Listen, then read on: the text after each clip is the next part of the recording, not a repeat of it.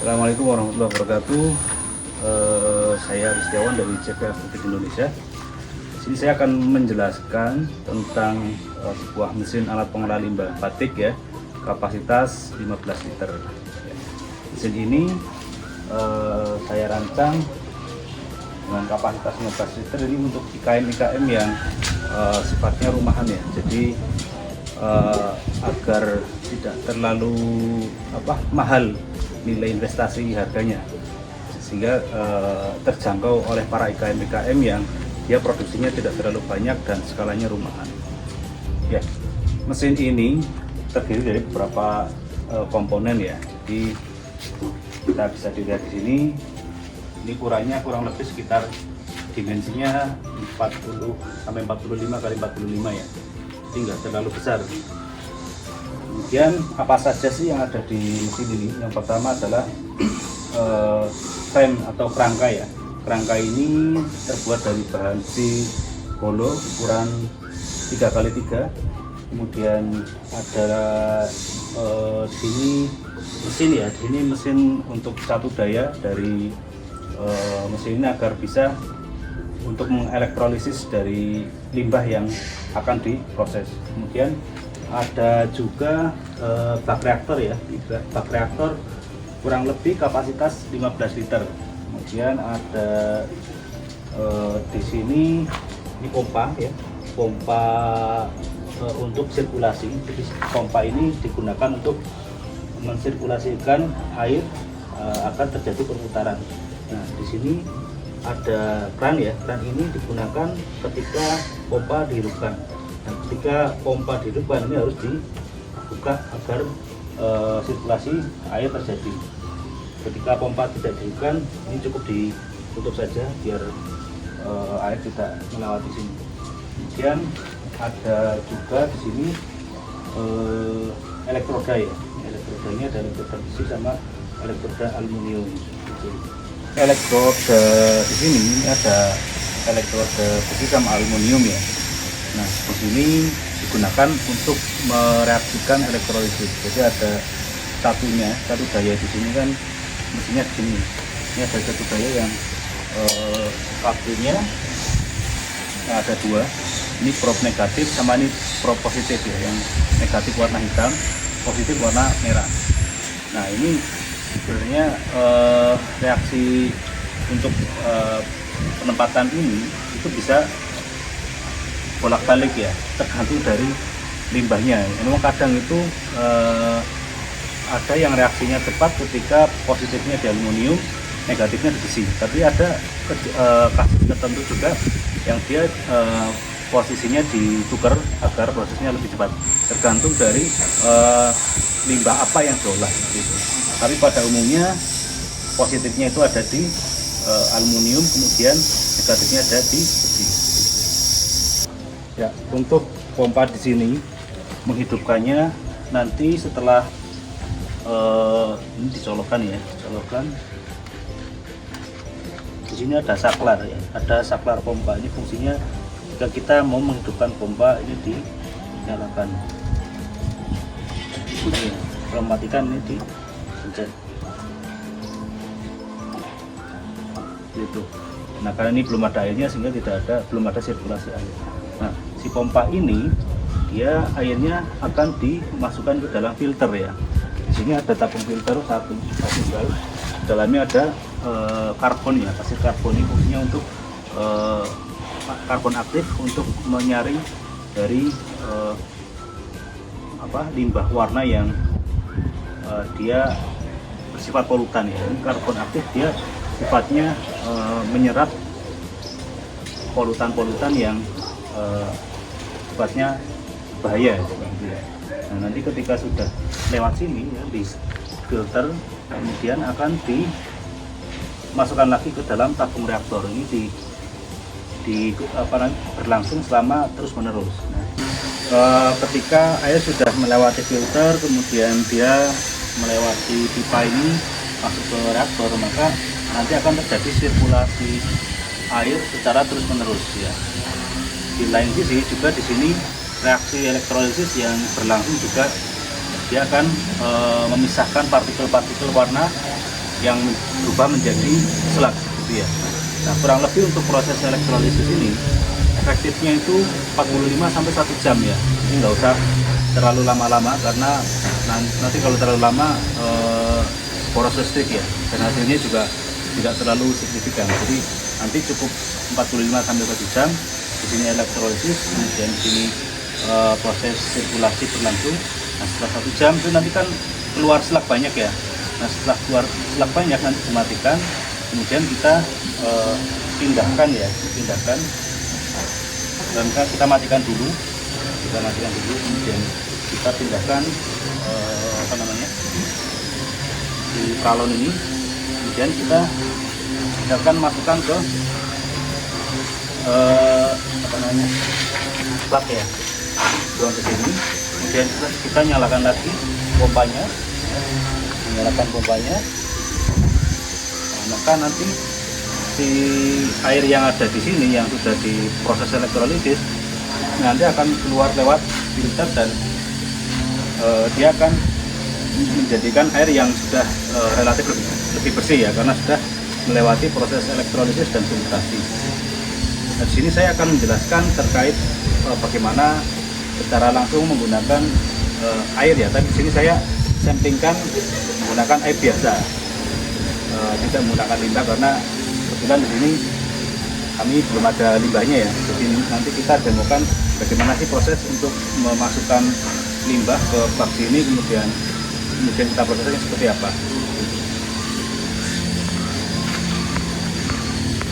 Saya akan mendemokan bagaimana memasukkan limbah dari misalkan bak yang ada di sini ke dalam bak ini ya. Jadi saya anggap aja ini adalah limbah ya. Kita mungkin bisa dilepas dulu ini agar tidak ribet ya. Ini pakai gayung saja, atau misalkan nanti mau dimasukkan dengan disuntak juga nggak apa-apa ya. Pelan.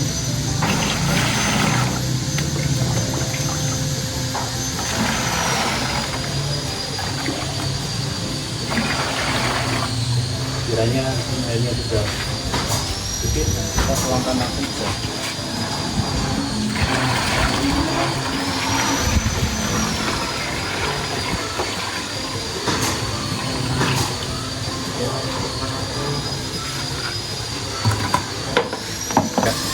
Setelah limbah masuk di bak reaktor, ini bisa kita arahkan ke sini lagi ya. Kemudian kita pasang probe-nya. Yang probe positif saya tempatkan di aluminium, kemudian yang negatif saya tempatkan di sini ya. Setelah itu kemudian kita nyalakan mesin ya, dengan cara di masukkan ke stop kontak. Nah, ketika stop kontak dimasukkan ke maksudnya ketika steker dimasukkan ke stop kontak, maka di sini sudah terjadi reaksi elektrolisis ya. Sudah terjadi reaksi elektrolisis karena satu daya sudah mendapatkan listrik. Kemudian kita nyalakan, yang pertama harus dibuka dulu ya. Ini harus dibuka dulu pompanya. Kemudian kita nyalakan akar pompa. Jika pompa nyala, maka di sini akan memompa air.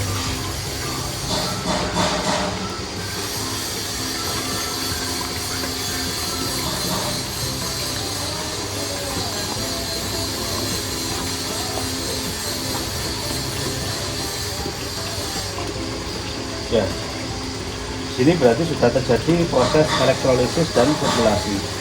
Nah, kita menunggu sampai kurang lebih 1 jam. Nah, dalam proses elektrolisis ini dia membutuhkan pH yang bagus itu di kisaran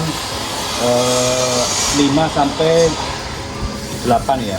Jadi ketika pH-nya terlalu tinggi, proses elektrolisisnya kurang begitu maksimal. Jadi biasanya ketika kita memproses limbah batik, dia kan pH-nya pasti tinggi, dia pH-nya rata-rata di atas 10. Maka kita harus turunkan dulu pH-nya pakai pH meter, misalkan kita pakai HCl ya, untuk menurunkan pH sampai dia mendapatkan pH yang bagus di kisaran misalkan 5 sampai 8 ya. Nah, nanti baru kita proses elektrolisis. Nah, untuk misalkan kita mau gunakan koagulan ya, misalkan koagulan seperti tawas atau ya. Untuk daya listrik mesin ini nanti kita lihat bersama ya seperti apa. Ini saya sudah ada power meter dan ada voltmeter ya.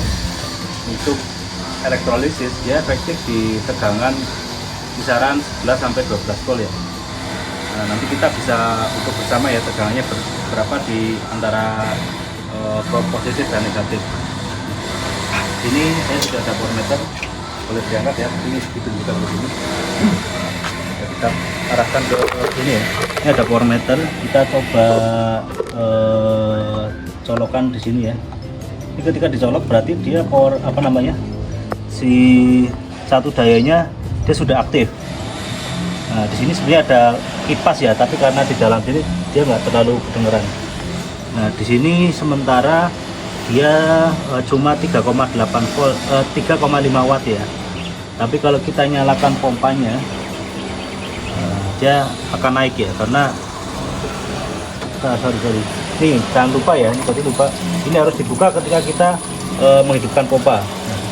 Nah, ketika pompa dihidupkan ternyata dayanya menjadi 27 watt karena pompanya juga memiliki energi untuk menghidupkan pompa ya, seperti itu. Kemudian di sini bisa dilihat di sini ya, ketika di filter ini memang ada seal ya, ini di seal di filter itu harus benar-benar rapat ya, harus rapat. Kalau nggak rapat seperti ini jadinya dia ada air yang melewati di di ulir sini ya, karena ini sealnya kurang rapat. Nanti ada ini ya kunci untuk mengencangkan dari filter ini ketika dia kurang rapat. Jadi diputar ke arah kanan ya, untuk mengencangkan. Nah, silakan nanti ketika di rumah mungkin ini masih mengalir, nanti bisa dibetulkan di sealnya nih. Mungkin sealnya itu posisinya kurang pas gitu. Nah, ketika sebenarnya filter ini dia sifatnya tidak harus dinyalakan secara terus menerus ya. Jadi bisa di akhir saja ketika nanti misalkan sudah hampir mendekati selesai proses elektrolisisnya baru dinyalakan. Nah, kalau misalkan kita nggak nyalakan, cukup dimatikan. Di sini ada saklarnya ya. Nah, biar nanti elektrolisisnya secara statis ya, dia hanya elektrolisis secara terus menerus tanpa ada sirkulasi. Nanti sirkulasinya di akhir nggak apa-apa kalau dirasa sirkulasinya nanti tidak terlalu dibutuhkan, seperti itu ya. Nah, coba arahkan ke sini, kita coba cek tegangan ya, berapa tegangan dari mesin elektrolisis ini. Ini tegangannya DC. Nah, yang positif di merah, yang negatif di hitam. Nah, dia tegangannya adalah 11,8, terlihat ya. Nah, 11,8 volt ya. Jadi ini yang efektif untuk elektrolisis itu di kisaran 10-12 volt ya. Nah, efektif karena dia tidak membutuhkan daya yang cukup besar, sehingga lebih efektif dan efisien, seperti itu. Di sini sebenarnya elektrolisis sudah berjalan ya, cuma karena ini sampelnya adalah air biasa sehingga tidak ada reaksi yang cukup signifikan ya, karena yang terjadi reaksi elektrolisis itu ketika nanti menggunakan limbah yang betul-betul limbah ya, karena si elektrolisis itu akan merubah dari elektron-elektron yang ada di limbah itu menjadi slag ya, sehingga nanti akan terjadi slag yang banyak. Karena ini sampelnya adalah air biasa, maka dia tidak terlihat slagnya. Ada tapi sangat sedikit sekali ya. Memang karena air yang jernih yang bagus itu memang dia tidak terjadi perubahan slag yang begitu berarti. Nah, ketika dia ada slag berarti artinya itu limbah warnanya itu akan memisahkan dengan airnya, seperti itu. Ya, ketika kita sudah memproses elektrolisis pada bak reaktor ini selama kurang lebih 45 menit sampai 1 jam, maka hasil akhirnya adalah kita memisahkan yang tadi diproses antara slug dan air. Kita pompa menggunakan pompa yang ada di sini, kemudian kita rubah dulu ya posisi ini, kita rubah ke bak yang akan kita buat penampungan si limbah. Nah, misalkan saya taruh di bak ini ya, ini bisa diputar-putar karena ini nggak permanen ya. Yang permanen itu selain ini dipermanen, tapi yang ini saya nggak permanen karena untuk proses membuang hasil akhir dari proses elektrolisis. Nah, kemudian kita jangan lupa untuk membuka keran dulu ya. Sebelum kita nyalakan pompa, pastikan keran harus dibuka, karena kalau nggak dibuka nanti dia akan terjadi tekanan yang tinggi. Nah, di sini dia masih 3,8 watt, artinya ini masih hidup ya proses elektrolisisnya. Cuma karena ini air, maka dia sangat kecil dayanya. Tapi kalau dia yang diolah adalah limbah, maka dayanya akan lebih tinggi karena akan terjadi reaksi panas seperti itu ya, yang memisahkan slag-slag itu. Nah, kita anggap aja ini sudah selesai, sudah 1 jam ya. Kita nyalakan pompa untuk membuang hasilnya. Nah, ketika pompa hidup, nah ini dayanya pasti akan lebih tinggi. Nah, cuma dengan daya mesin ini yang relatif paling masih di bawah 50 watt, maka listrik yang digunakan itu sangat-sangat efisien ya. Mungkin per 1 kali proses ini hanya membutuhkan Rp1.000. Nah, elektrolisis ini dia sifatnya itu memisahkan ya, atau mereaksikan pemisahan limbah warna dengan air. Sebenarnya ada lagi koagulasi ya. Koagulasi itu ketika kita menggunakan tanpa adanya elektrolisis, tapi bisa dikombinasikan antara keduanya, yaitu elektrokoagulasi, yaitu elektrolisis dan koagulan.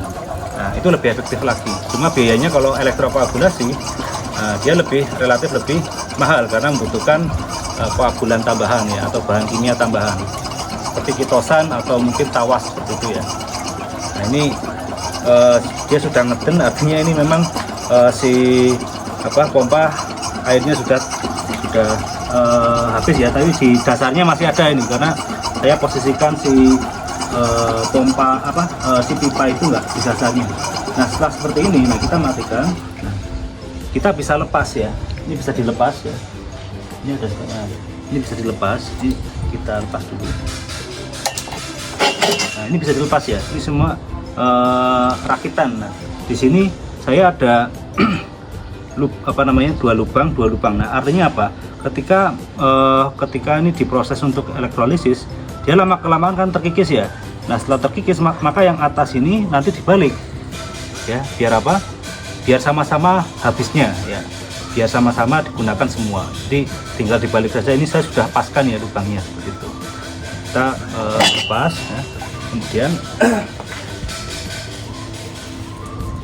nah, ini kita bisa lepas juga ya. Ini bisa dilepas dulu.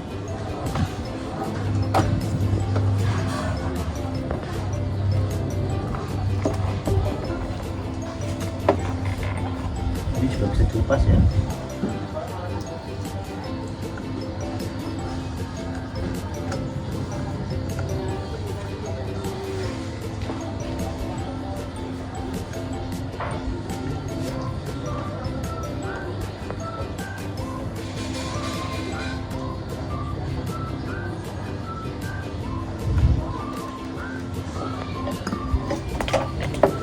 Bisa diangkat. Nah, sisa slag yang ada di sini nanti kan dia slagnya akan banyak ya. Nah, nanti kita bisa pisahkan atau kita endapkan lagi untuk sebelumnya dibuang. Itu.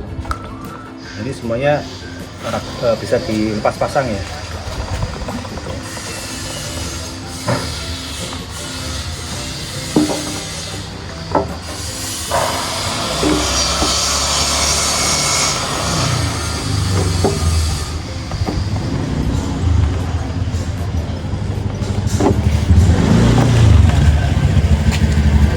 Setelah proses olah limbahnya selesai, maka kita bisa pasang kembali ya. Yang tadi dilepas-lepas kita pasang kembali.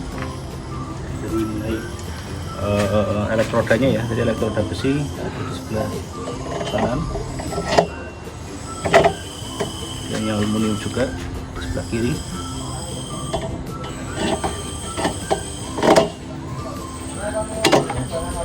Kemudian kita pasangkan pompanya dulu ya. Ini, aduh, pompanya ini lepas pasang ya. Nah, kalau mau pasang pompa ini diputar dulu. Nah, diputar sini.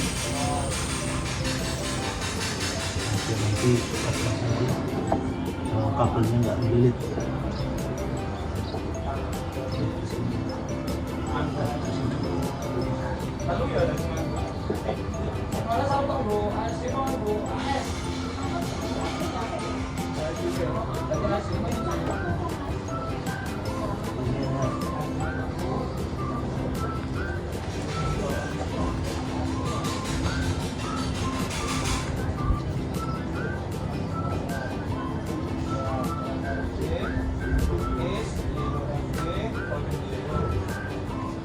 Dan kita pasang selangnya lagi ke sini. Kita taruh lagi ini propnya sini ya. Ini udah selesai. Jangan lupa ini juga lepas ya. Untuk elektrolisis ini relatif aman karena menggunakan daya DC ya, dan tegangannya cuma 12 volt ya, tegangan 12 volt, sehingga aman. Kalau menggunakan 220 volt lebih berbahaya karena dia ketika ada hubung singkat nanti bisa terjadi tegangan kejut ya, yang bisa berbahaya gitu. Cuma kalau menggunakan mesin ini insya Allah dia lebih aman karena menggunakan daya DC 12 volt. Ya, demikianlah review dari cara penggunaan mesin olah limbah batik kapasitas 15 liter. Jadi secara keseluruhan prinsipnya dia adalah elektrolisis. Tapi ketika kita mau menambahkan koagulan atau koagulasi, maka itu lebih efektif, yaitu dengan elektrokoagulasi. Nah, koagulasi itu ditaruh di mana? Di sebelum apa setelah? Ya, lebih efektifnya itu di sebelum elektrolisis ya. Jadi kita koagulasi dulu sebelum elektrolisis. Nah, setelah dikoagulasi, kita campurkan koagulan, bisa menggunakan kitosin ya. Kemudian kita endapkan selama misalkan 1 hari. Nah, habis itu hasil endapan tersebut kita baru olah menggunakan mesin olah limbah ini. Ya. Harapan saya mesin olah limbah ini walaupun mungkin dia belum 100% menghasilkan air yang jernih, tapi dia sudah mengurangi polutan dari limbah pewarna batik ya, yang dimana polutan ini jika tidak diolah atau proses terlebih dahulu maka akan terjadi pencemaran lingkungan.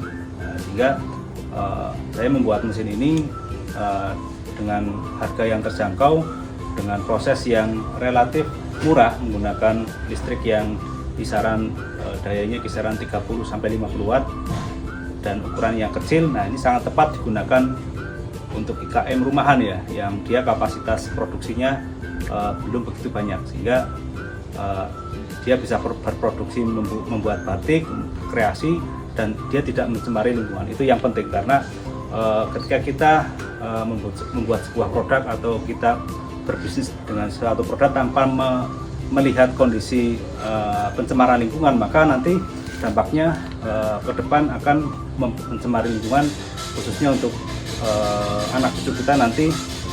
Dia akan mendapatkan dampak yang jelek terhadap apa yang kita kerjakan. Sekian dari saya, kurang lebihnya alat pengolah limbah ini seperti itu. Nanti ketika masih membutuhkan informasi lanjut, nanti bisa menghubungi kontak center Astutik ya di WA, atau misalkan mau kontak di Instagram bisa di @astutik.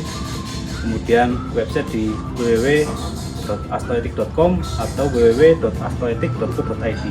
Untuk nomor WA nanti bisa dilihat di bawah ya, nanti bisa bisa mengontak ketika butuh informasi lanjut seperti itu. Oke, sekian dari saya, kurang lebihnya mohon maaf. Wassalamualaikum warahmatullahi wabarakatuh.